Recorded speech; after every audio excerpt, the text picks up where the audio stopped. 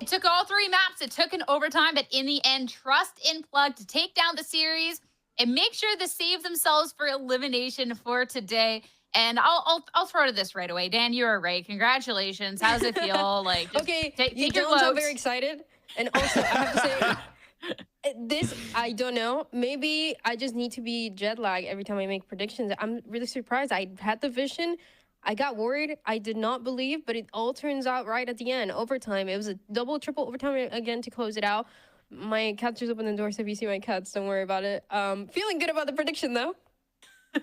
I mean, you're talking about that not believing for a second. And I mean, yeah, Trust and Plug definitely had us a little worried that this could have been a series closed out pretty fast after that first map. But that bounce back, we got to see map 2. The cat that is gracing its presence on this stream. Yay, Oh kitty. my God. Yay. It's just, Okay. hello, sweet bean. All right, having fun. All right, Cat Derailed opened the door, by the completely. way. All right, cat is gone. We're down to business. Great stuff, Roy, coming out from Trust and Plug. Yeah, I mean, that was an insane comeback. Can we just go back and put a little bit more emphasis on that? That was an insane comeback. They've saved themselves from being eliminated. They've given themselves another chance. And the fact that they came back from such a dominant first map by YFP to come in so strong in the second map and to, I mean, it's a crazy comeback. There's just really no other way to put it. Yeah, once we got into later stages of Lotus here and that lead that YFP was able to get, it was a little worrisome, but Trust and Plug, they definitely did a good job with this bounce back. And as soon as they got that beginning overtime round, well, even before then, things just started looking a little bit impossible here for YFP, a team that we've praised on how cool they stay in these situations. It is really impressive to get 6 rounds in a row, but in a way, it seems like we were going back to the early Lotus, but it was so clearly attack-sided, and it was the back and forth between the two towards the end. But I mean, I feel like we kind of knew the minute that Trust and Plug won that round in defense in the overtime, it was like, okay, it's finally happened, because both of the teams struggle so much, and we talked about it too. One of the guys that was a difference maker, and that was one of my questions: is he going to be able to keep this consistency for the third map? Was Sacred on the Omen once again. Helped the team out so much, especially in that overtime. One of the rounds towards the end gets a 3K. Last one, they were able to close it out on the attack, their stronger side. But his impact is the reason why we're at this point right now, where we're going to be having another match tomorrow, and why Trust and Plug is still in contention to make it to playoffs. And I think a very important note to kind of emphasize as well for the Plug side is the fact that on this third map, they have 17 first kills compared to YFP's 11. And we highlighted how good of an opener Penny was, right? He's one of the best opener in the league, statistically speaking. And the fact that Trust and Plug could have come out with such a dominant fashion in those openers as well, and to add that on top of the fact that Sacred was popping off, is a huge statement for this upcoming team. Talking a little bit more about the players, if we can talk back to their stats. I mean, we had highlighted the performance that Sacred has had yet again, amazing. But we even got to see like the pressure put on by these double duelists. Chaotic was able to get 9 first bloods by himself there, Dan. I mean, across the board, this Trust and Plug squad were able to stay cool and be able to get this done. And the flat pressure that they put on, YFP just couldn't cope in the later stages. Yeah, I think it's a team that, again, they made very recent roster changes. They're still trying to figure out what compositions they're going to keep, what are they going to be changing, and looking at what they were showing us here, it was pretty nice. I think it's a team that is finding that balance between those fraggers that we have in the duelists and the double duelists, the reason why they run it, and maybe having Sacred be also that X factor that helped out so much today might help them out eventually. Talking more about Sacred, because I know we've talked a lot about Sacred, but with the performance like he had, Roy, we have to talk about him more. Like across the maps, like even like this is just insane. We ignore the split. You know, split was a bad one kind of across the board, but this Haven and this Lotus and that turnaround. I mean, I don't think we should ignore Splay. I think actually we should take that into account. He's just a steam engine. He took a little bit to get started. You can see his stats getting better throughout the maps, and by the time he got to the end, he was unstoppable. I think that speaks even more confidently to his level of skill. The fact that he can have a bad first map and then bounce back in such an important fashion, contributing not only statistically, but again, reiterating the fact that he's a very vocal player for his team. So the fact that he's able to keep them in this, keep his team locked in, and give them another chance, he deserves all the flowers we're giving him. Dan, I feel like we've done a little bit of a disservice not talking too much about Sacred in comparison to the others up until now, because this has been someone that for the team for a bit has just been kind of in the background a little and been popping off. But yeah, I mean, this performance today, like this was crazy. Well, yeah, the reasons why we don't talk about the other or about Sacred that much, or we didn't as much as we're doing today, is because this is a team that was running a double duelist composition in a bunch of maps, and so it was a. It was pretty obvious that the highlight was going to be Jerwin, what Chaotic was doing as well, the new addition. But now it was simply Sacred's day to pop off and allow the team to still be up for contention to make it to playoffs.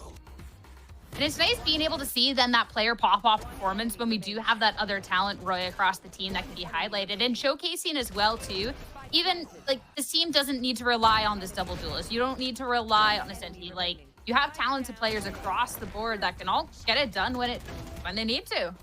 Yeah, absolutely. I mean, it's really important to have that in this kind of meta, right? Because you don't really want to pigeonhole the way you play the game. You don't want to feel, or you don't want players on the team to feel like they need to constantly overcompensate to get things done. You don't want the duelists to have that pressure all the time. So having players that can pick up the slack, pick up the weight in any specific role is really important. And I think they're headed in the right direction. They should double down on this very aggressive kind of very dually style, very disruptive style that they're going through. And I think they should find a way to implement that on as many maps as possible because it seems to be working for them.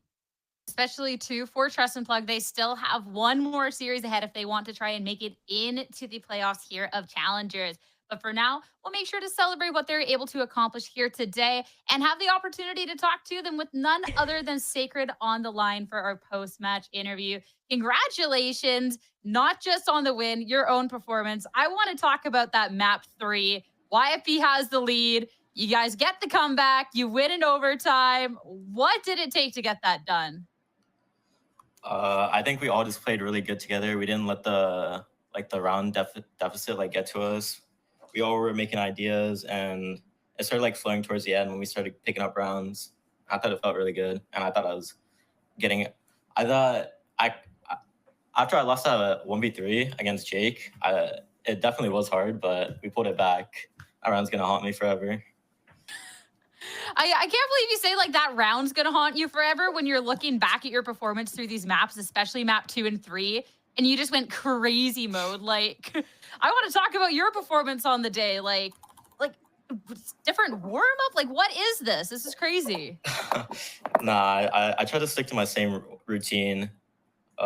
Just QOR ranked team beforehand, and everything felt really good, except for the first map. But after the second map, I felt like I was locked in.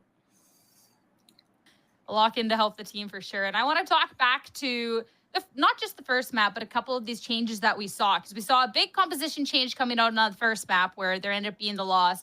And then even just the duelist, you're switching Chaotic and Jerwin around onto these different duelists. Has there been a lot of rebuilding in the background since we did, have Chaotic come in, or why so many changes in today's series? So when we had Monty, we could play double initiator because Monty was like a real initiator player. But with Chaotic coming in, we don't really have an initiator player. So as we've been scrimming, we just found that double duelist is our comfort.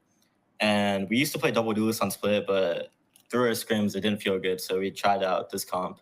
So definitely these other maps are a better pick because we can play double duelist easier.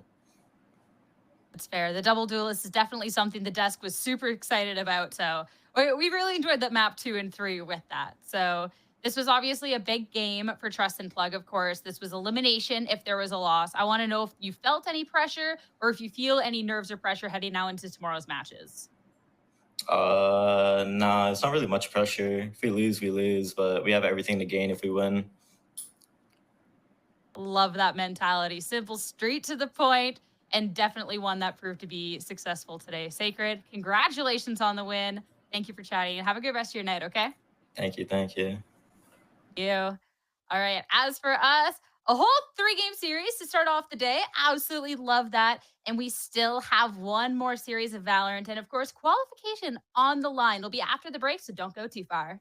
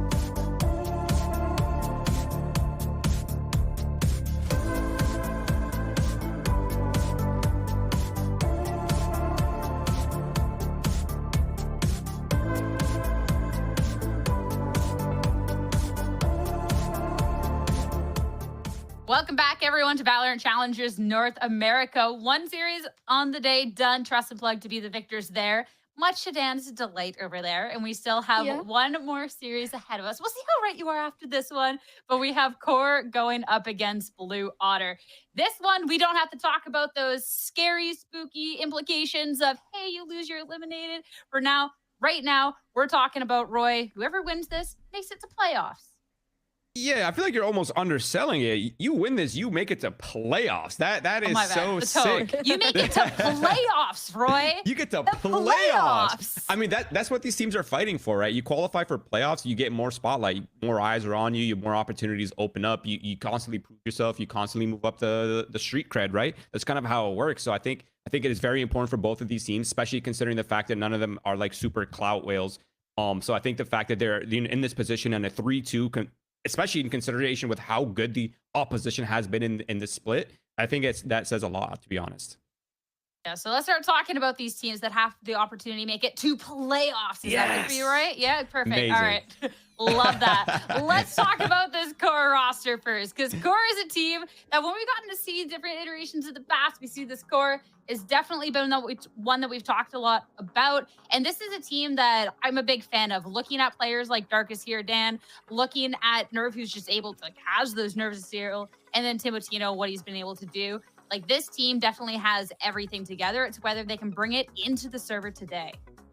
And the team has been pretty good, like you said, both of the teams being 3-2 right now, trying to get that fourth win, but in a pretty comfortable position at the moment. So I think I'm keeping my eyes on this roster that we've talked about, as mentioned here, for quite some time. Timotino continues to be one of the youngest players that we have right now, and has been popping off on the duelist role. But I think the team has been, I remember week one, we were talking about them and how they're going to find themselves throughout every single week, and I feel like we've come to a point where it's a team that I would favor for sure today. And I think this is one of the few teams in the league that doesn't really over rely on a star player duelist system. Like, they're totally fine having different players pop off. There's not a lot of emphasis on this duelist having crazy numbers for them to have any sort of success. But I would like to point out the fact that since their match against Shopify Rebellion Gold, it seems like they've hit Sozin's comet. They're absolutely on fire. They're playing at a level they've never played at before, and things in the team have clicked. And it seems like they've sort of found their place in the meta and found their own identity. And it's been showing definitely in their last matches. Looking forward to hopefully seeing that continue. But I want to go back to you talking about you don't just need the star duelist, and there's other pieces of this team, and start talking about those pieces. First off, talking about Nerve, because when we're looking at the players on this roster, I mean, there's definitely, the new player in Timotino and whatnot. But Dan, Nerve is someone that we've seen competing. We've seen this veteran player and has really been able to prove his worth here in the server. Yeah, that's exactly what Roy was talking about, how it's a team that is not... I think it compares a lot to the first match that we just saw, right? When we were talking about Penny and kind of being the only one opening up the rounds opening. But here it's a very even out team, and that's kind of how it's been for the team that are staying in that upper mid table. They're not maybe quite the best. You're not talking about a TSM, a M80 as they find themselves. It's more of a balance between these controllers that are having a great momentum, and even the Sentinels as well, the players implementing the vibes. There's a lot of cool things. I think Nerve is one of those players that are just kind of has it all.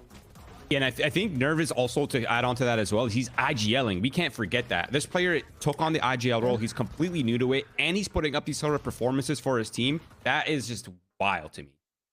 Yeah, so not getting the IGL debuff, but instead still doing great thing. Love that. But someone else, and this is someone, Roy, that I believe that you've talked about, is Logan. Logan on the squad, someone that I highlighted earlier on that I thought had this promise, and someone who has definitely been able to showcase that. Yeah, he's definitely been one of the most consistent fragging players on this team. Like if you go through their entire match history, you'll see this player. He's either at the top or close to the top almost every single game, and he's playing the info initiator role as well. So the fact that he's able to provide so much value to his team in terms of macro and info utility, but he's also able to put up such impressive numbers so consistently is a blessing to this team, and it also adds to that no star player system that they're kind of going for. Especially the fact that you're highlighting the consistency. When you have teams that you're seeing these up and downs, you're seeing all these teams play all the time. To have someone that you just know is such a strong backbone of this team, especially in this initiator role, is just so invaluable. And in that way, Logan has really been able to prove his worth here. And that is someone that I'm definitely looking forward to in this series when we have such a closely matched series up against Blue Otter to really yet again be that backbone that the team needs in this moment. Because on the other side here, this Blue Otter roster, Dan, going to be definitely a little scary in their own right. And by a little scary, I mean that there is some very powerful pieces on this squad. Yeah, I was asking you guys in the green room if you felt like this was going to be a close match or not, and I think that's kind of the question that I have right now, because you look at this roster, you look at Challengers and how insane he's been, you look at Bob as well, one of the players that we've seen in Challengers since last year and even before GC. I think there's a lot of good pieces for us to think it's a close match, and I think it's going to be a little bit up to them. Challengers is one of the best duelists that we have right now in Challengers. Yep. He's ranked number 4 right now, just under Kinesera, Redux, Sim, all these names that we've known and we've seen constantly week after week. So one of the pieces to keep your eyes on, because if they win, it's because of what these players are doing today. We'll talk a little bit more about Zeldris in just a moment, but first, have to talk about Bob, because Bob has been somebody that throughout her time in Challengers, both this season and last season, has just like, you want to talk about consistency, but in a star role, I mean, Roy, this is Bob in a nutshell. Yes, Bob is such an incredibly solid and underrated player. She's coming off the duelist role, still almost maintaining the level of performance that she has on the duelist, on now what is now the initiator role as well, which in my opinion suits her the best. I think the fact that she has so much control over the macro when she's so strategy minded, and the fact that she provides so much vocality to a team, especially in the mid round, especially in the late rounding, she's in the perfect role for it. Supporting a player like Zeldris is definitely a force. And I like that you say initiator, because actually she's only played Tejo, by the way, since week 2. Every single map, Tejo only. Do you blame nothing her? else. No, I don't. I get it completely. And I really see the vision for this team and why they decided to put her on this Tejo. She's been incredibly good. And I think it's something that I want to continue to see. I feel like we're at this point right now in Valorant where we're questioning how much Tejo are we going to continue to see, what the nerves are going to look like, what the meta is going to look like in the next couple of months. But I think for her specifically, she really nailed it on how they want to play the Tejo, how they want to play these early fights, these late fights. And yeah, I mean, it might be Tejo only, but she looks great, so I'm happy to see it. I mean, her Tejo is a force to be reckoned with, and she performed so well on it. But being able to set up the rest of the team, bringing this conversation back to Zeldris, it's just been so nice. Because Dan, you're talking about it before, but Zeldris in this roster, Zeldris is already someone that we knew great things of in this duelist role, and we continue to see that here.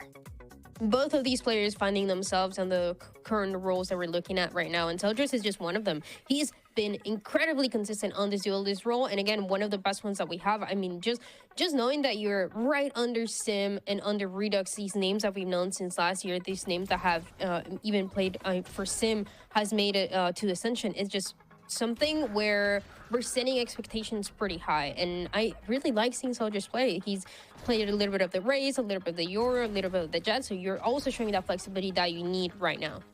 And I mean this in the best way possible, but bro is literally the default duelist archetype. Like, he is very flashy, he gets in there, he has massive pop-off potential, and he can op it very effectively. And the fact that he can balance all of these roles, play the QOR as well, and have no loss of performance and even better performance is a great asset to his team.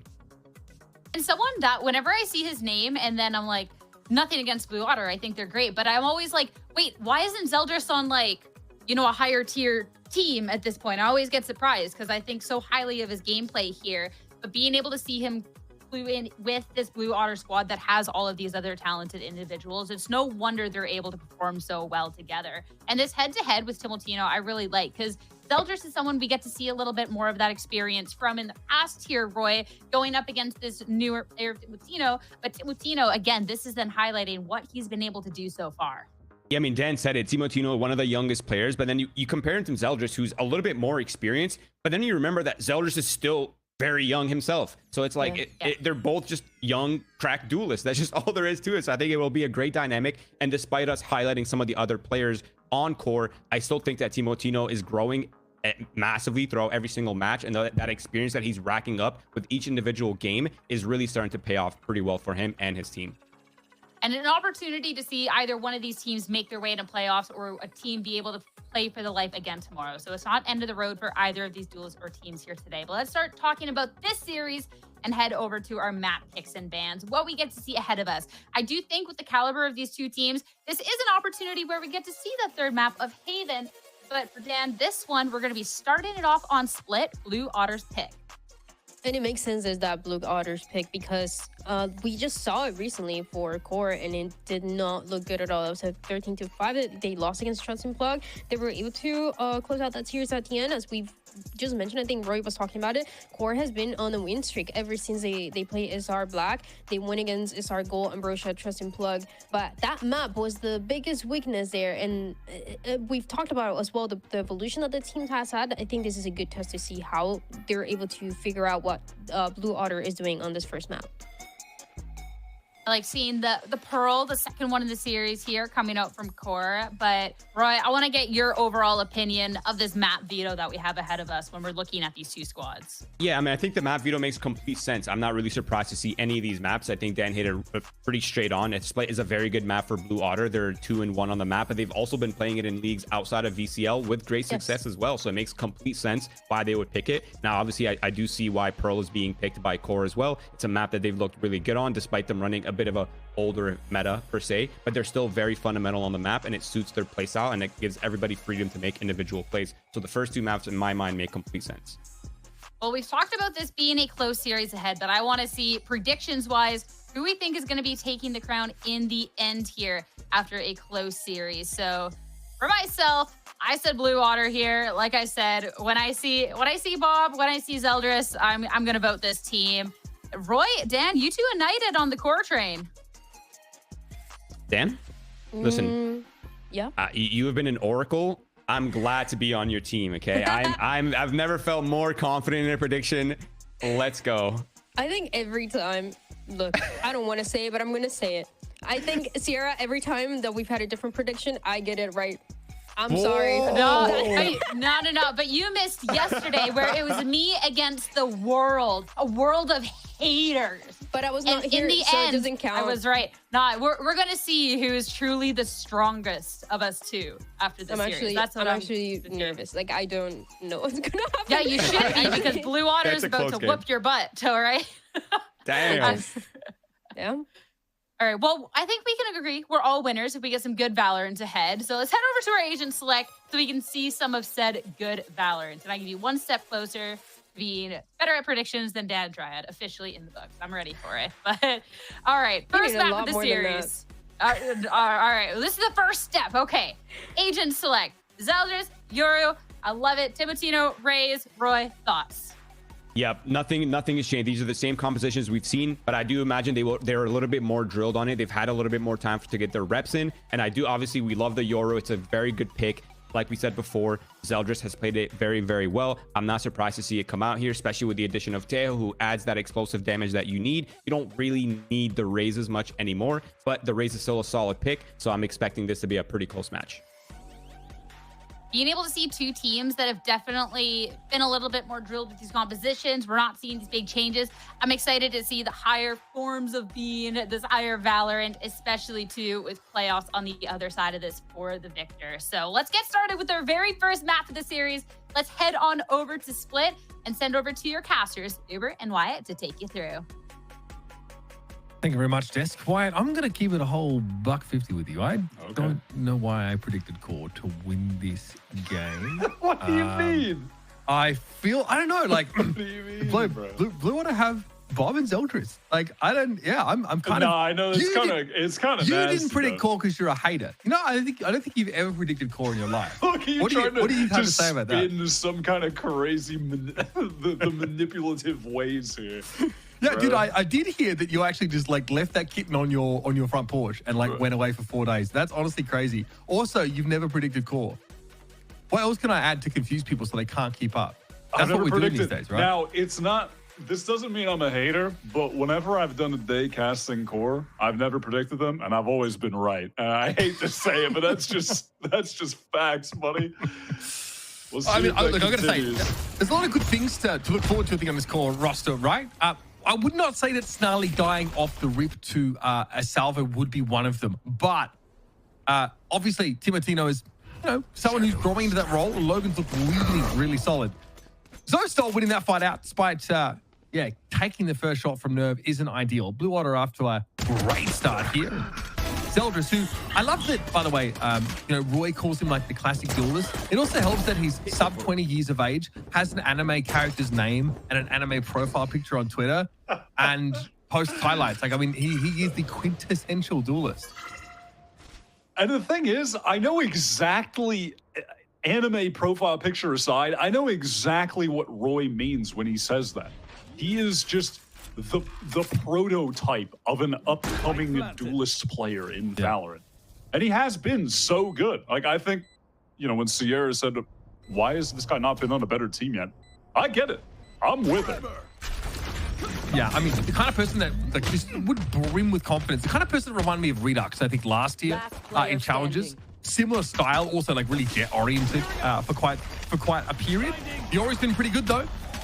As we say this, obviously Darkest has the unenviable task of trying to break back into this A side against 3. That was not to be. Bob, she starts the round with a kill. She ends it 2. Yeah, but finding that initial one was crucial, and then, yeah, setting up for the 3v2 retake when you have the Taeho and the Breach still alive is pretty nice. Makes things quite easy. Bringing Zeldris into this roster as well, it's cool to be able to have Bob on another role where she's going to be able to hopefully continue the level of fragging that she was at when she was playing Duelist initially for this team, because she was going goddamn crazy. So theoretically, now if you have Zeldris as well in the mix, that should be a sick duo. What the hell is that? I mean, guys, you won the pistol. Man, okay. Here's John next. 2 would have been too much there, I think, from that position. And it's going to be a trade ultimately. Dostal with a Spectre. Zeldris with the Outlaw. Spike planted. There is a Razor Vine in the way. So playing from screens here, a little bit challenging. Slowstall not with the longest range weapon to hand either. The upsides here for Blue Water, Nerve and Timotino are low.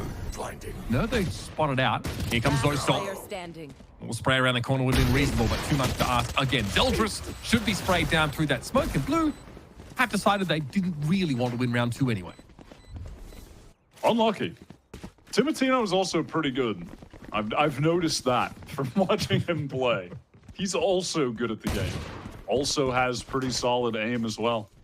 That's a nice little 2K. I feel like Bob pushing up out of B A main no scoping should be studied. That is a moment that I was not ready for. No, and also the fact that that second Outlaw shot almost got a kill, kind of crazy, but the Blue Waters, they hate to see that. They hate to see that happen to them by feeding their lives away.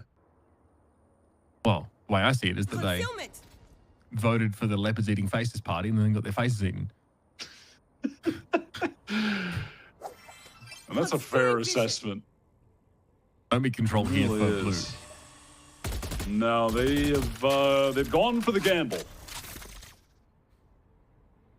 And hasn't been the best one. It's like me going the over on PJ Washington when he dropped 0 points last week. That's the kind of gamble they're on right now. Young Parlay King, like half the people in this chat I've noticed. Someone in the chat before was like, what is this game? And I was like, what do you mean? He's like, yeah, I just needed to fill the parlay out.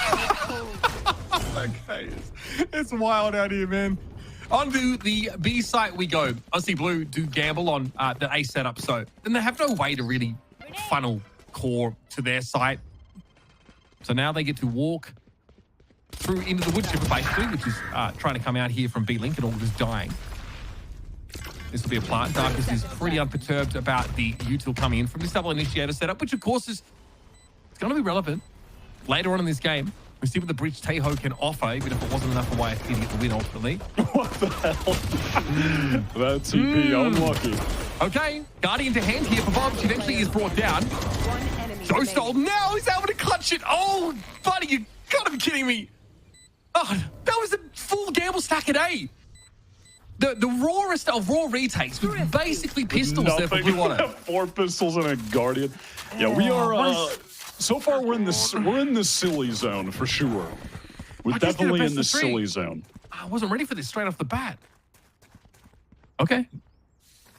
Well, but that's fine. I like it. We've been getting some decent orbage for Zeldris, or maxing as you put it. He does have that dimensional drift available. I mean, it's pretty like close to an Armageddon. Where do things go oh so wrong here? Probably the part where they missed shots. I think that'll do it. Well, yeah, I mean, they don't have good heaven control, or it looks like their crossfires that are supposed to be set up for a heaven push just don't eventuate at all. Of getting a Guardian there, or making use of that Guardian, I think was big. That's a nice little stun into the double satchel. Snarly spam through. The site. Great timing. So free. Snarly is able to, that was the play that would have killed Timatino, or at least like had the angle on the raise.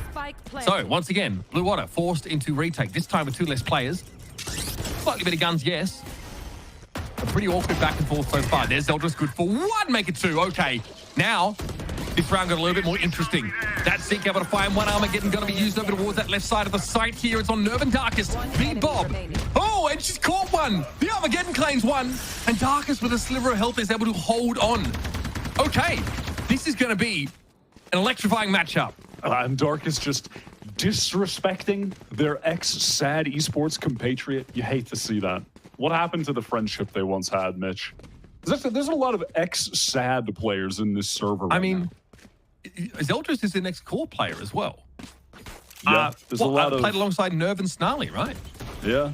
And then last year, it was Bob, Darkest, Zosal, all on the initial SAD roster, when they were kind of looking like a little bit of a dark horse team. And honestly, they were in decent shape. They managed to take some pretty big names there. And this is, I mean, we're talking about 2 teams that are 3-2 that are on the precipice of qualifying here from winning. I mean, they've had a great stage so far.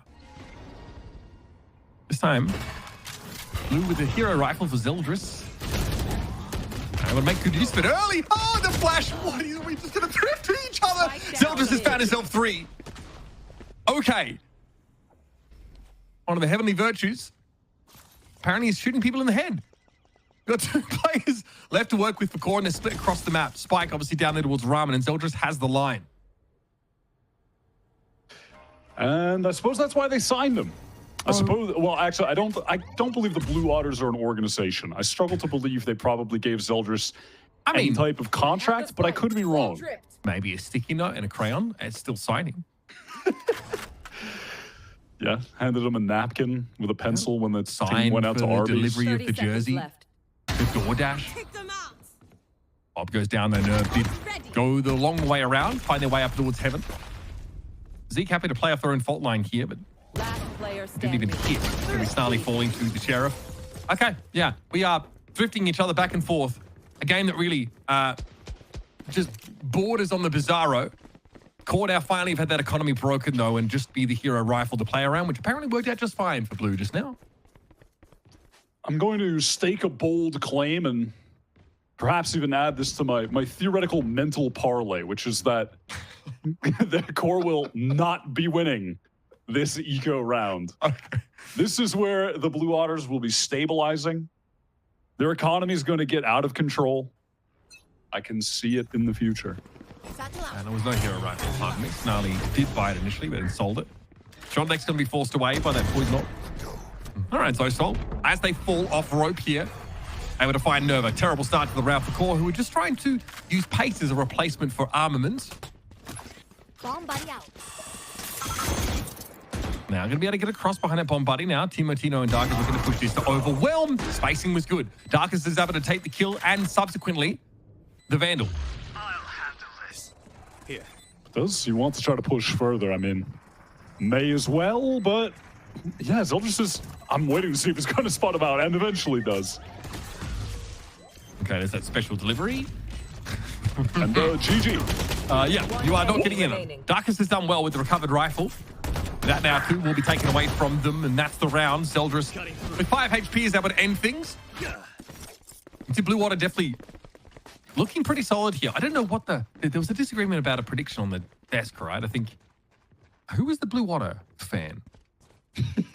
Who is the Blue Otter? It was Sierra was the Blue Otter.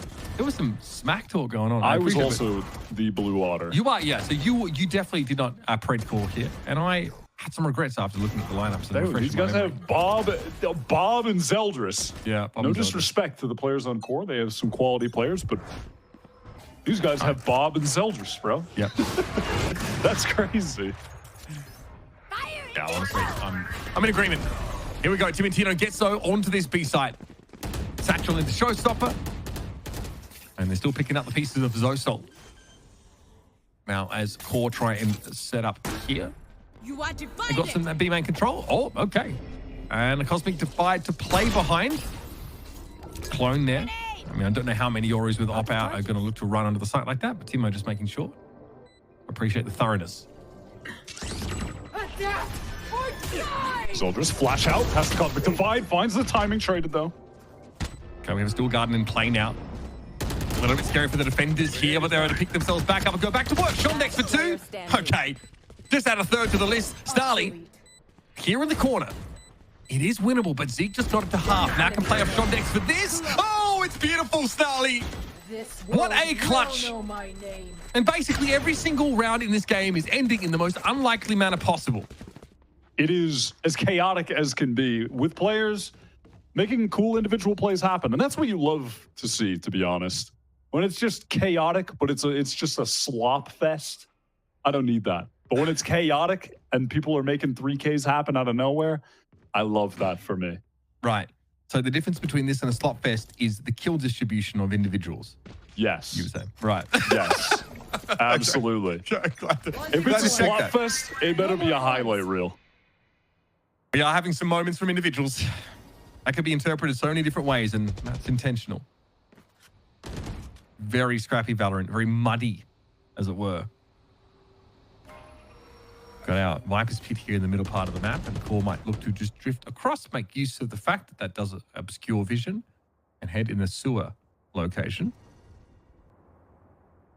I'm not quite sure, Core, of where to go here, but I think a pick over on the A side, beautifully opened up by Timotino, someone who was highlighted by our desk briefly earlier on. This draws the Omen away and a TP onto A for Zosol, something that Core are pretty mindful of and are considering drifting back as a result.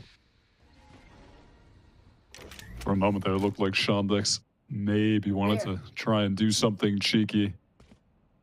All going to be on Zeldris, though, with a Bucky on his lonesome.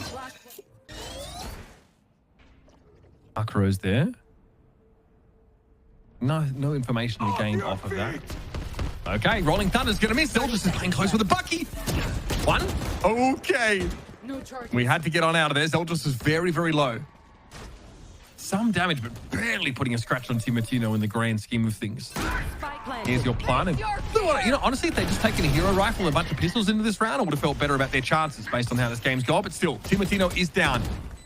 That's the duelist that opened things up. Nerf, though, holding onto an op here with the longer angle to play from. Defuse, though, I don't know if this is really planted for B main at all. Zeke gets it to half. Is there any heaven pressure? Yes, but it's come pretty late in the day. Darkest is there now. An angle that's just not being watched for whatsoever, so we have a 1 versus 1.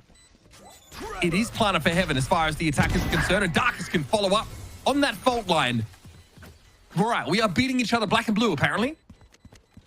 That was a perfectly timed little late wrap, though, from Darkest. Making his way up through mid into heaven. Cleans up the last 2. It was well done. The plant spot was a little bit awkward for the B main players, so he was required to come up big. This from Zeldris is unfortunate. If they just wait a moment, they probably actually have 2 kills there. You do hate to see that. Because, listen, you feel like you need to hunt down the first guy and close the distance, and then you're just in this awkward little middle ground position. You don't know what to do. It's tough. Oh, Blue Waters, they're on an eco round, so their favorite 60-40 favorites heading into this one. Yeah, pistols and a hero rifle. No worries. Getting so much of that B main control and also a ton of mid control, which eventually Blue can't afford to hold for the whole round. They don't have the weapons or the setup to play around it. But this has also allowed Zeldris to push deep on that A side of the map. I mean, he's good for a kill there if they go back in that direction and Zeldris hears them. Dropping spike. And they will be able to hear what's going on in mid if there's no care being taken by Core to obscure their movements. They want to set up a little crossfire towards mid. Waters are happy to chill over towards this B side. Note Zeldris is in the attacker's spawn, so he knows if they will be going A. And eventually those two players in Heaven can go over towards the B side. They will be needed, of course. Shondek's the one to watch. They are in drop here with the Guardian. That's been stripped from their hands. But hold with the Sheriff. It's good for it. 30 seconds. Darkest ready to throw down, and Zostal just gets sprayed by Nerf. Good timing for that. A rifle though to be recovered on the side, and Zeldris, oh buddy, such a long flank might work against them here. Darkest forced to play from inside the smoke. Zeke has managed to encroach pretty closely now. Fault line that Nerf, disrespect, steps ahead of, and there it is, the collat to end it. Zeke and Zeldris line up. Darkest more than happy to knock him down. I see, that's what I'm saying. We're getting the highlight reel moments. Little collat for no good reason. Little for no good goddamn reason, but we got it at the very end. I love that. I really do. Darkest is going kind of crazy. I'm not going to lie. At 12-6 right now. And against all odds, QOR were able to win an anti-eco, Mitch. Yeah, the toughest finally. of rounds to win. It took them a 4K with the Outlaw, the ultimate anti-eco weapon, to do it. Won't take anything away from it. They had to invest into the anti-eco specifically. To harder than the gun round. Zeldris is walked into a room that was heavily occupied here by QOR players. I love this pressure through mid, but there are a couple of gaps in it. So now we have an awkward 1v1 about 40 seconds into the round. Time to jump. Zeldris gate crashed all the way back across the map. I appreciate that Zeldris reposition. He's really given us ample time to waffle away until there's about 15 seconds on the clock. I mean, if I had managed to see what just happened in the first 40 seconds, we'd have more to talk about. But that was an absolute clusterstorm. Pretty cool play, though. I respect it. The send it down mid, out B main, crunch everybody in ramen. There's so much util, they didn't even know where to look. They couldn't see players because they were being covered up by aftershocks. I mean, again, if you're in like Heaven or Mail in your breach, you can just send so much of that util into ramen, have your team play off 30 seconds left. Of course, here, Zeldris is trying to hedge his bets as well as he can, be in a somewhat central location in the map. And he might even just... No. Won't catch a timing on Nerve as they cross. Nerve, obviously, with 4 stars potentially at their disposal, can set up a pretty annoying post plant. And Zeldris just kind of has to guess here. A few seconds and they'll realize that Nerve has probably tucked themselves backside. He didn't see them cross. Yeah, exactly. Didn't see the cross, so knows the Nerve is back there. Down, mate. Okay, cleanly done. Another one for the highlight reel for Zeldris there. In one of the strangest rounds of Valorant we've seen, early crunch results in a 1v1 that sort of stretches out. Blue Water even up the game. Casual 4K from Zeldris. I respect that too. On top of respecting the 4-man push into B main, I especially respect Zeldris being the last one in to get the free kills and then being able to teleport away. That's what matters the most. Here's how it goes down. Yeah, look at this. Fault line, paranoia, both catching on. Oh, this little spray down at the end. Oh, it's really well done. I mean, the way we cut that replay makes it look like Zeldris gate crashes out into that 1v1, but about 40 seconds elapses between the ramen fight and that clutch. So we have an even game. These two teams are basically breaking chairs over each other's heads. Yes, can't really describe it any other way. And it's like they're taking turns climbing up onto the rope. This is the Sami Zayn versus Kevin Owens unsanctioned match at Elimination Chamber. Right. A side under control for QOR. Obviously, they lose that previous round. No one's economy ever really gets rolling on this half at all. So even Blue aren't that well equipped. Rifles, yeah, Guardian, Bulldog here and there. Somewhat util light, but here's that Steel Garden. Now, a bit of an equalizer. QOR with better weaponry for a few seconds, and Blue need to wait it out. Eventually, they've got to make something happen here. They have decent retake util with these initiators, but, well, you know, sometimes you just get hooed on by sheriffs. Okay, wipe it up. Gun here. Bro, again? Last round in the half. I'm sorry. You know, usually I'm better than to descend into toilet humor in a game of Valorant like this, but sometimes you can't tell mud and effluent apart, and this is one of those games. I mean, how many... We need a desk tally of how many eco rounds have been won. Is that like 4 now? Yeah, I think that could be on the conservative side. There are many. Oh, buddy. Satchel out.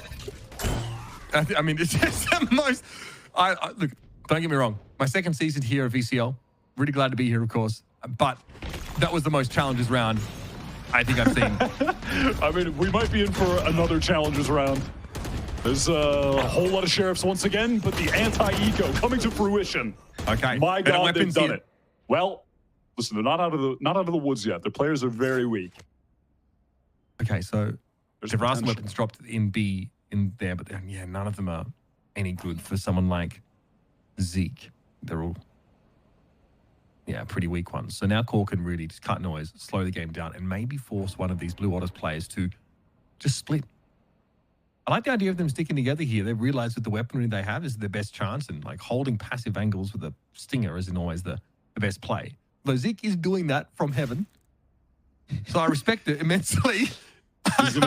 As long as he can take a long-range duel against Darkest or Timotino, he's going to really about setting up. I think it's really about setting up Shondex here. Oh my Stop! word. Immediately sees this absolute nonsense. 25 seconds left. Zeke marked here, decayed down by the looks of things. So wants to take a breather. No. Nerve is almost dead. Both these players can die. But Zeke is again marked, so just needs to shrug this off. Still no plant. No. Still no plant. They don't. No! Oh, this No! makes loose. 10 seconds left! Can you stop? That doesn't make any sense. No! Not again! Switching sides. Not again! Is this intentional? Is this scripted gameplay? We are 6 apiece after the half. This is the show where everything's made up and the points don't matter. What did Ryan Styles and Colin Mockery put on hats and put on silly cartoon voices? Oh, not the 4 versus 2, man. Not the 4 versus 2. What a wild game.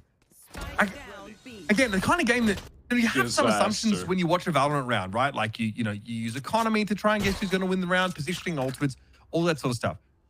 This is the kind of game where like your conditioning as a viewer is getting completely broken up, and you almost enter into a state of suggestibility. It's like when someone goes to shake your hand and pulls their hand back and hypnotizes you. It doesn't make any sense. Much like Zeldris' death in that situation, Locating targets. which additionally did not make a whole lot of sense, but you know, he tried.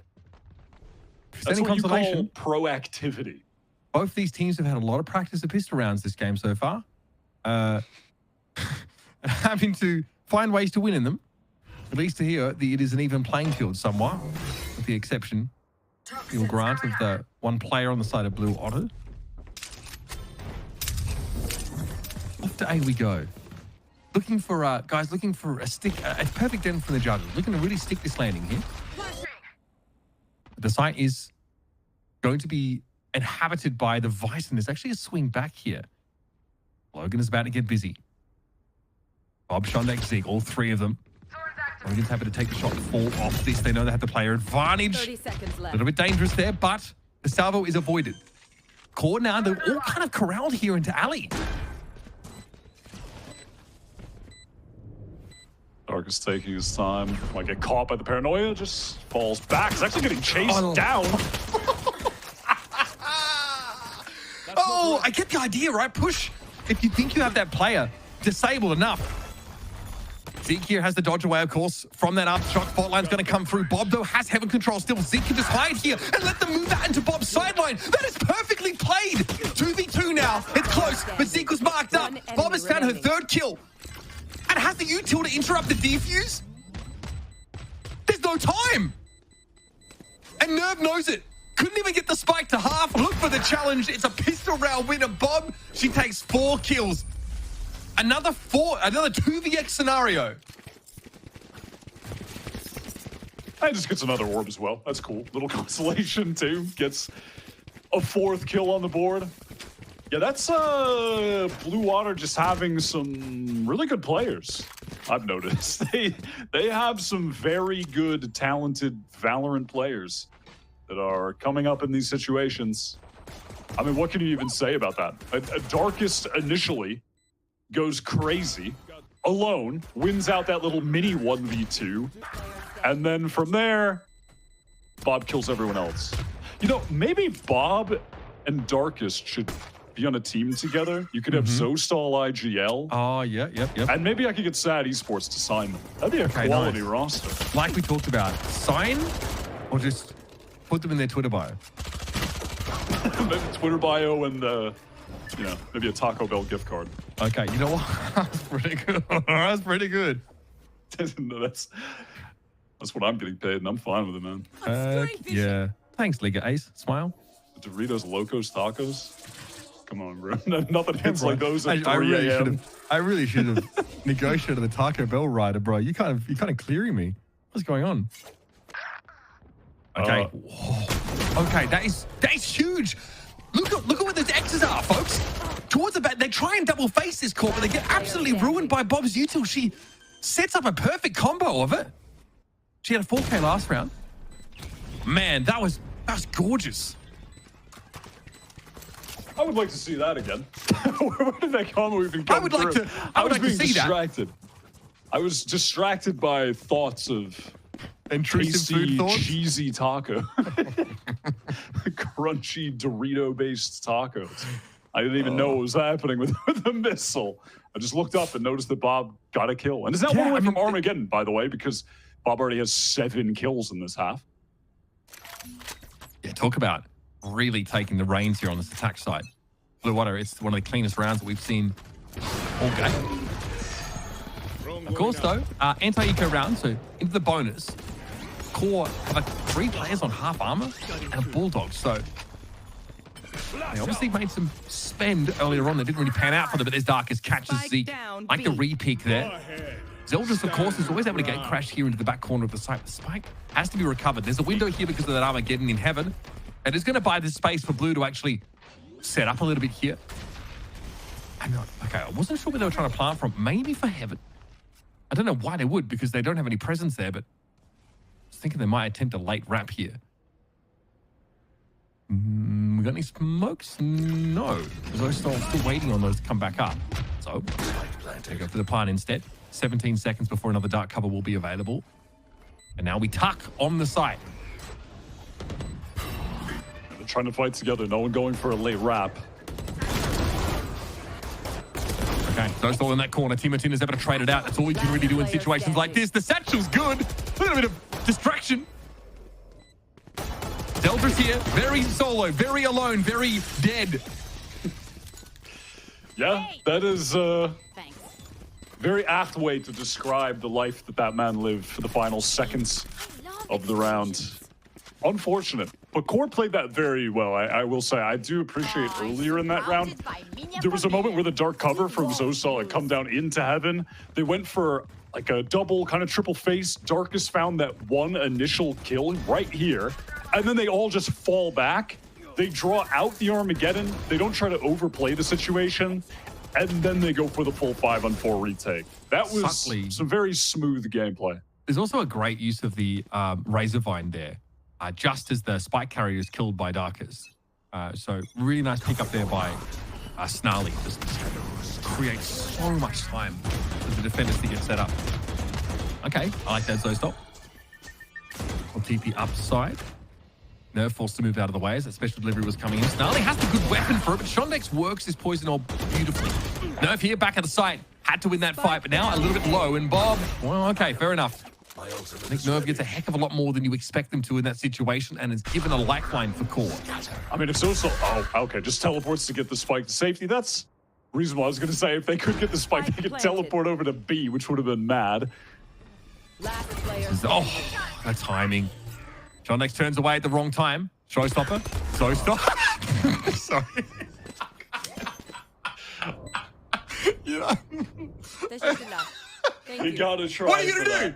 No, what are you gonna do? I mean, there's just... There really isn't a thing that you can do. is there? Except for swing and immediately hit the headshot. I know, but you're always Simply don't conditioned. miss. You're but- conditioned to expect the player to do something kind of crazy, right? To take the race by surprise. But honestly, more often than not, you are very dead in that sort of one situation. So it's not as if we expected more of it. I just think from that, we just got the perfect perspective on that kill. Sometimes you just swing into the showstopper. Yeah. That's cool. Max out splash damage. Right. All right. Zelda's quick off the fault line, getting presence up in heaven, so Blue Water can try to move quickly off the back of this dimensional drift and the space that they've gotten with it. They are on an eco round, though it's not eco-y enough to get a win, I don't think. No, and exactly. Yeah, Not enough pistols, too many Guardians. Classics only, honestly. So Nerve is by alley, so it's really hard for Zeldris to actually get in off that dimensional drift. It's a player that's holding like a longer sight line. Is there going to be a wall swing here? I don't know. I mean, this Cosmic Divide doesn't necessarily hurt the attackers too much. I think they're happy to sort of close the gap a little bit here. Shondex and Zosto getting there with the Guardians. Oh, buddy, it's ugly. Shondex v Nerve. Time a little short. But hey, that was a dirty little swing there from Nerve. Very back and forth game. Really hard to call, but that's such an important round win for Core, whose money was looking a little suspect. Yeah, that'll keep them in the game for now. That was almost disastrous. Goes back to the prior point. Not enough pistols. If they were so close, if they only had a couple more sheriffs instead of the Stinger or a guard, that probably would have been a round win, but pretty good effort regardless. They're going to take the time out getting onto the full buy with the Rolling Thunder for Zeke. Rolling Thunder for Darkest as well, matter of fact. Yeah, so we've seen Core in the past like be really quite happy to back off and play retake. I mean, you have the Rolling Thunder, the Steel Garden, and Nightfall all to also like that whole comp like is great for it really. Cosmic Divide, like we just saw in that round prior, right, sets you up as defenders to really close the net before any gunfighting has to happen. So you might see a more passive approach to the map if Core don't get any of those early kills and can't get any sort of early reads. Nerves look pretty good this game. Multi-kill rounds. Timatino as well on the entry has been great. Someone who got touched on by the desk is saying like this is a prospect that is worth looking out for, but for me, it's kind of Darkest has been a standout player. I think Darkest has been so underrated for so long at this point. I mean, years at this point. Darkest has been just low-key excellent on kind of like middle table at best teams in Challengers and really deserves a chance on one of the top tier teams at some point. I would really like to see someone give him a shot. Like, he's been on respectable teams for sure, but I would like to see him in that situation at some point. Anyhow, here's the Rolling Thunder. Entry coming in from Blue Water. Okay, Zelsis and Vostol just get ahead of the choke there pretty easily. And Rolling Thunder follow-up is good, but here it comes from the defense side. But Darkest swings out to the open, has very limited information on what's on the other side of that dark cover, and can't win it out. Logan is virtually forced to do a panic spray down there, realizing the round had gotten away from them. That is straight out of the timeout. Blue Water taking the pace of the game to 100 miles an hour, just slamming the site with the Rolling Thunder into the teleport entry from Zeldris, who's at a cool 22 kills. Both duelists are really showing out at the moment, actually. Top of the board, 20 plus for either side. We're only 18 rounds in so far. Only. I feel like I've aged 40 years trying to keep up with what's been going on in this game. And my hairline was already trying to get out of dodge, bro. I don't want to see like my reflection in the player and the caster cam after this. Here we go though, round number 19. Phone sent first now, just any potential razor vines being cleared out. Bunch of janitors out here. Blue Water. They did not clear it, so that razor vine will be deployed. And unfortunately, that means that guided salvo doesn't really achieve the intended purpose. Shondex trying to slowly creep towards heaven. So many angles to clear that it's dangerous to just walk through there without the wall, and that's exactly what they're waiting for. There. All right, we talked about Core liking play for retakes, probably liking it a little bit less when they don't have any good weapons. I like how Blue Water are approaching taking heaven. It's just one little step at a time from the wall into the dark cover, getting a little bit of space here and there. That being said, though, they've only made noise on this side of the map, and thus the entirety of the defenders are here. And there are 30 seconds left, and we're headed towards another eco. They're going to push this. They are pinging out that A side hard. This is QOR getting exactly what they wanted. They have full stacked the A side, and Blue Water are about to bring their business straight to their doorstep. Have you heard the word of our Lord and Savior, Zostal? Apparently not. They're going to TP on out. It's going to be a nade kill on Zeldris. And it's too late for Blue Water. They've got to run into this. It is the firing squad of pistols waiting for them, and Shondex has to go absolutely tropical. Pick up the spike. No, thank you. It is a share of kill and a thrifty for QOR. I mean, you don't have any info gathering util really on your team. You don't have a way of spotting this out. Like you could, I don't know. It's very, very hard. You could use Zeldris, I guess, to get in there. Gate crash out. He didn't have dimensional drift. Blue just walked into the biggest trap. I do actually need the desk now to find out how many eco rounds there've been. I do need to know this now. I'm calling on Roy to investigate at the moment. Dryad said she doesn't have enough fingers to count it. So, Martha checks, she's got all the digits. So that's pretty scary. Timotino here, trying to hit that backside, of course. Zostal will be out of range of those paint shells for the most part. They've got regen shields. Tank some of that damage. Okay, Zeldris trying to mog Timotino from a different dimension. Oh my Here god, comes what the hell? Timothy's in an awkward spot now. Zeldris emerges. Classic, as you do. Like I said, we had too many rifles in the past for Blue. That was the problem. Get the classics back out there. Planted. These fast big site execs from them have been really good. Just overwhelming with the dimensional drift. That little jiggle peep from Shondex was actually nasty, though. That was some filthy work in B main. Now, Snarly just has to hold on to this weapon because, again, you've seen how this game has gone, folks. I mean, I don't feel like either of these teams has really won more than 3 at most rounds in a row.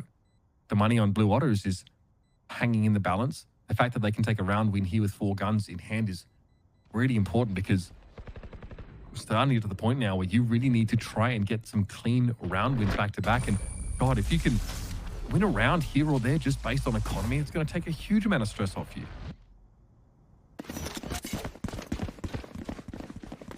QOR haters in shambles. Well, not yet. I feel like no haters of all various sides here shouldn't be in shambles yet. But it hangs, their shambles status hangs in the balance here on the next couple rounds. And we've got an opportunity for a core eco here coming up. They've got a couple hero rifles, but I'm seeing, well, are they going to buy into this? Can you? You know, they could try to force this. I reckon like, they try and play hey, for Logan. aggressive B main control with these stingers and try and get an alt orb maybe for their Vice. Steel Garden retake, anybody? Or Timotino was one-off showstopper as well, and he didn't have any cash. So, you know, he's in there with his trash weapon, then he gets the rocket, that kind of vibe. They have options to put together a really mid buy here if they want to force, if they want. Or they can just play an eco round, probably win, and then have a full buy on the next. Yeah, just a Those are their bone-hurtingly options. acceptable buy. Oh, and it's so mid. It is extremely mid. This is as mid as it gets. Okay. But they have ults, and they could get a third ult with Timotino, but it doesn't look like they're playing to that as the immediate win con. He's just chilling in mid alone. Technical pause as the remnants of my grey matter viewers needs to be... rejoice. Yeah, my grey matter needs to be mopped up off the floor after just leaking out of my left ear. Now, all I'm good at doing is there's a spirit level. You look at what side of my mouth the drool comes out of. You know if we're on even footing. I've been completely fried. Oh my god. For some reason, there's some heat seeping out of the vent above me. And I swear I didn't turn the heat on. Oh, you didn't notice that we'd all been descending upon teleported me. to the 7th circle of Valorant hell? That's Actually, I think that one's that might be cold, the answer. honestly. I think that's the cold one. You think so? Oh, who knows? Good lord, man. Okay. Yeah, so looking over this, of course, you know, Blue Water do have some of these key initiator ultimates that they're on the verge of as well. So that makes the next couple of rounds even more volatile, even more pivotal. But as you can see, I mentioned before, like no more than sort of 3 round wins in a row for either of these teams has put the economy in a weird spot, such that, you know, for Blue Water, they're probably okay with a round loss here, the exception of Zeke. But we have Stinger, we have Sheriff, regen shields for Darkest. There's definitely a question in my mind of how they're going to look to get value out of the Stinger Sheriff.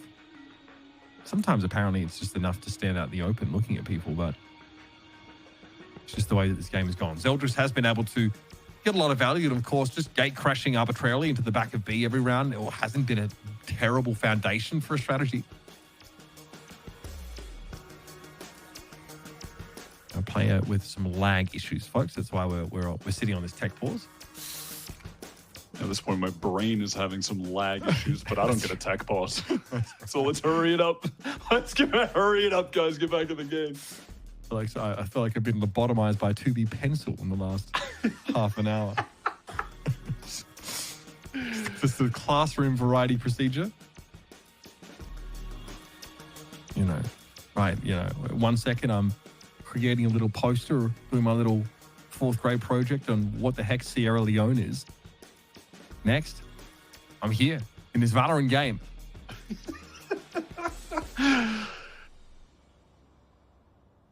At least, you know what I will say, though? I appreciate that it's been a very fun game so far. After a 3-mapper OT, if game 2 was a 3-mapper, but like, you know, if it was just kind of boring, that'd be tough. But I'm glad we're in the land of silliness in this game. We needed that. That is fair because, I mean, the previous series, we had like 3 maps, but none of them were really close until the end. So it's great to see 2 teams that will play this level of audacity, won't respect it too much. We are going to head to a break, folks. When we come back, that player, I'm sure, will have their lag issues sorted out. We'll head into round 21. I mean, yeah. I don't know. Send it to a break. Send it to a break. See you soon.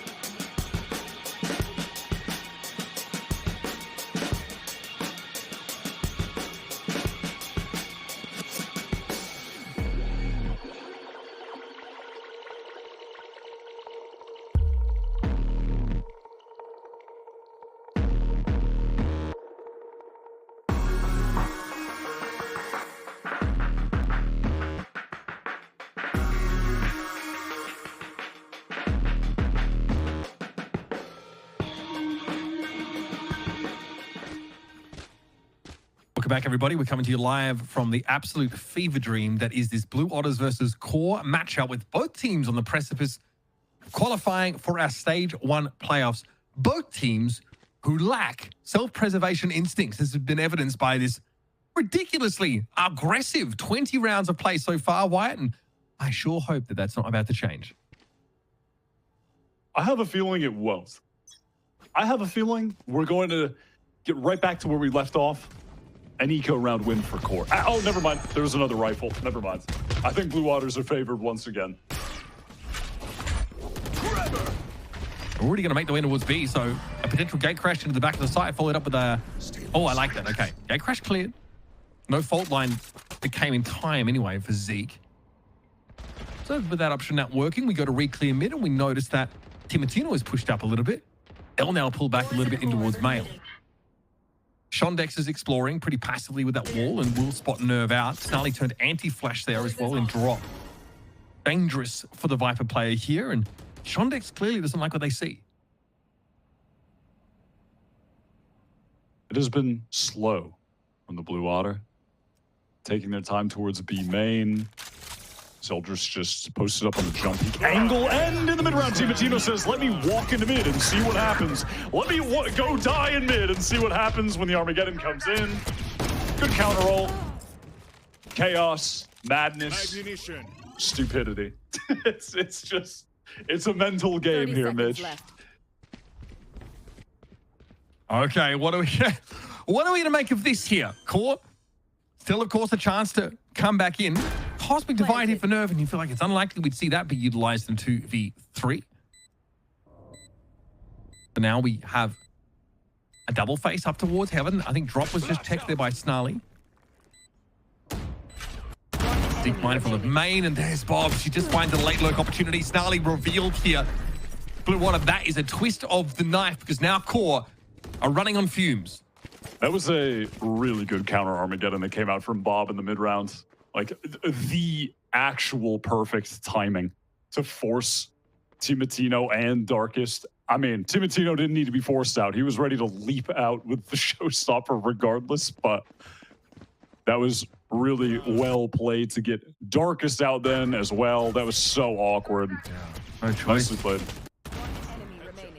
Man, yeah, pretty fantastic timing off that. Very awkward for QOR.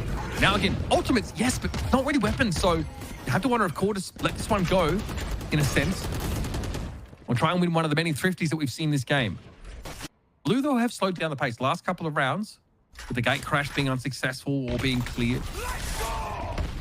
Now, a rolling thunder come out for the attack side. There is a catch to be made here. Timatino does fall, tries to satchel away, but cannot escape. Darkest also right behind him, had pushed up into B main, so the gambit here for QOR does not pay off. Now, questions being asked to Shondex. What is there over at A? Have you seen anything? Do we have an in?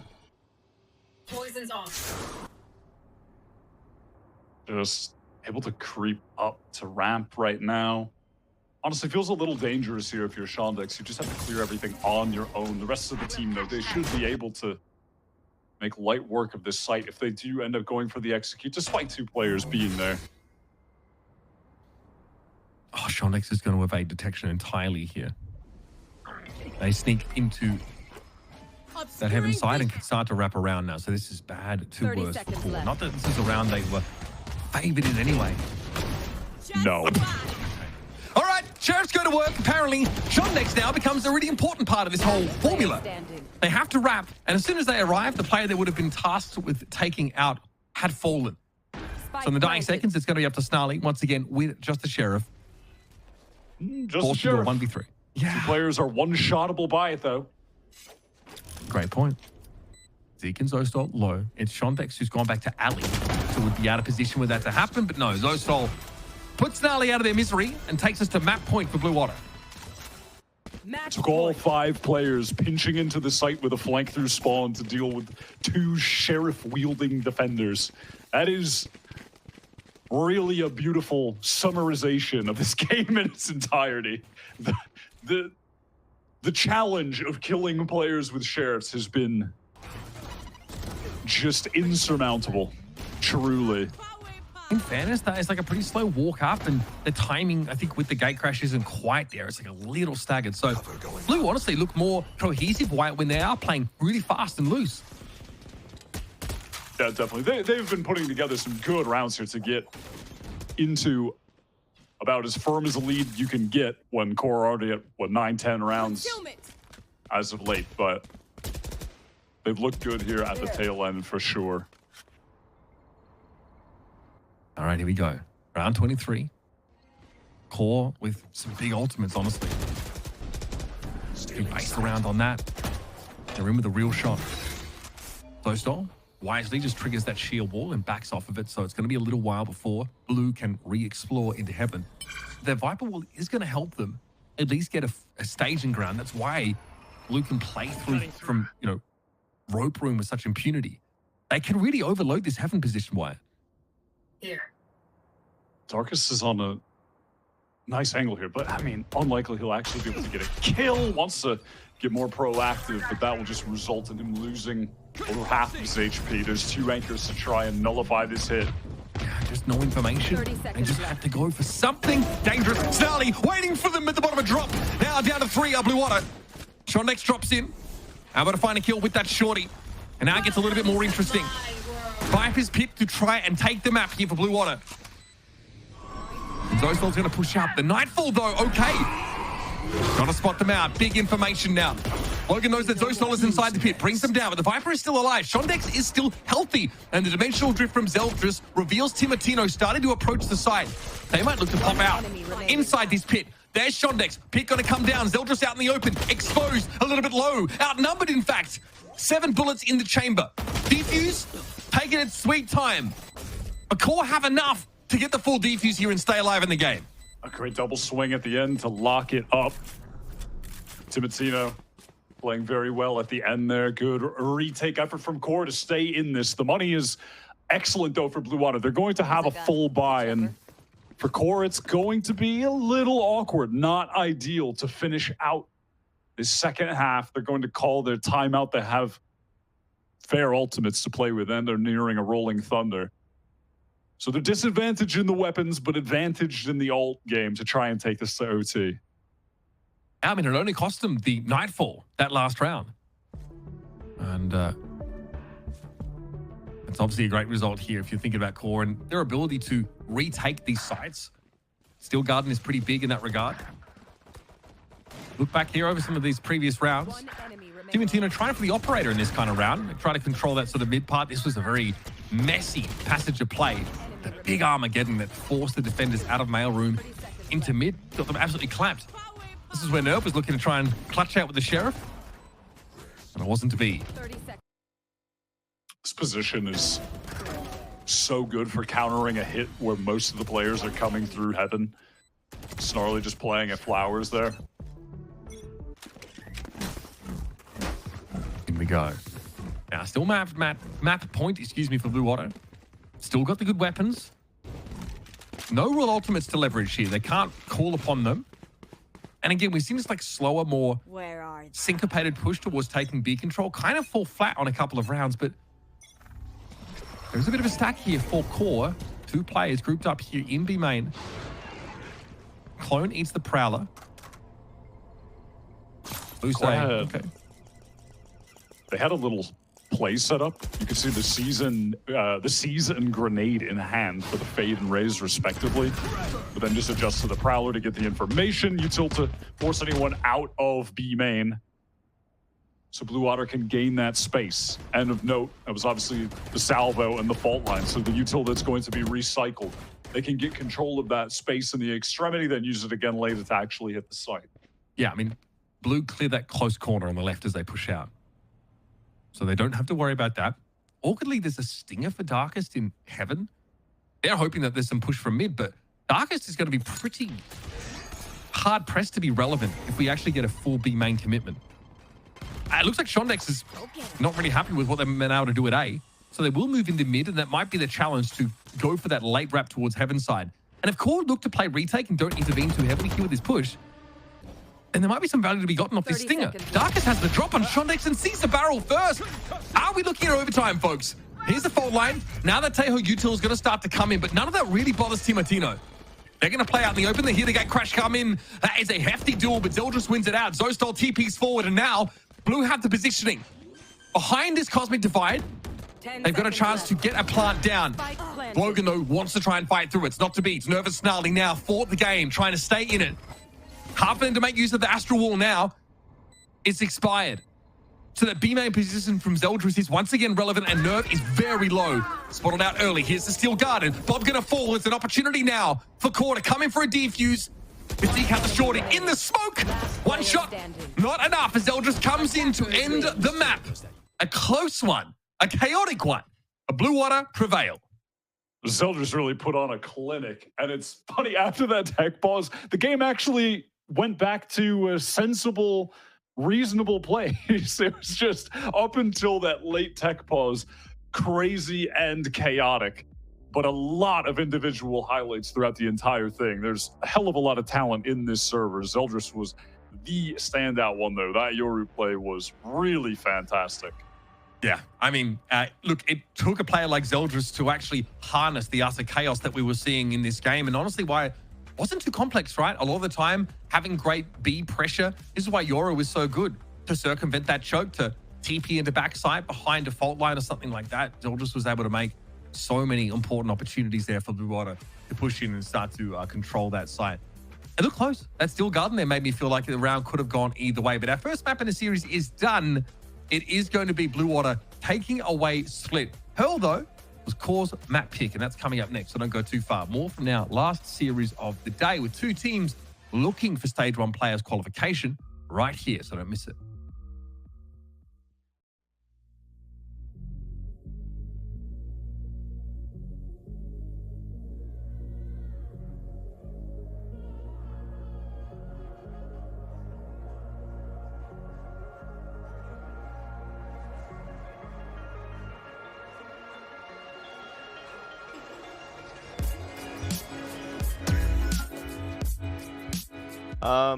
I'd say it's a little bit different. It's a different aspect. It's like picking up any new player, different personalities, different backgrounds, like different amounts of experience. So I'd say it's a challenge in its own aspect.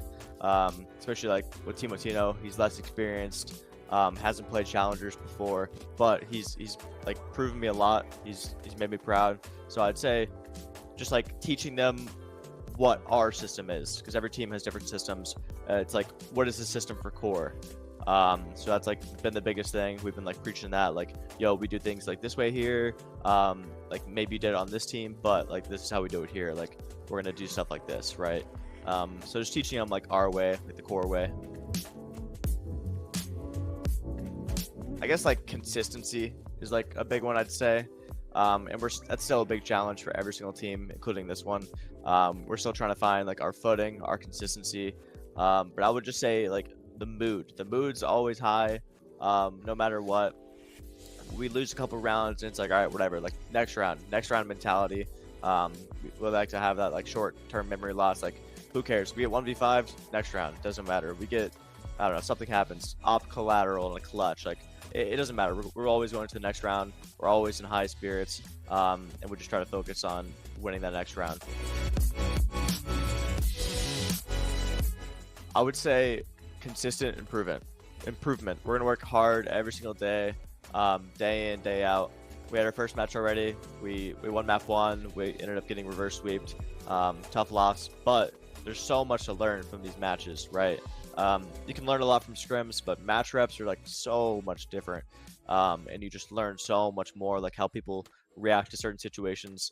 So I'd say throughout every single match this season, you're going to see improvement, and we are really trying to dominate this season when it comes to the end of it. So maybe week 1, maybe week 2 won't look so good, but by the end of the season, like we'll look good. We're like low experience as a team. We just started practicing like a few weeks ago as a 5, compared to some other teams who've been together for months, potentially even like last season. So we're still working together. We're still trying to find our footing, but just consistent improvement.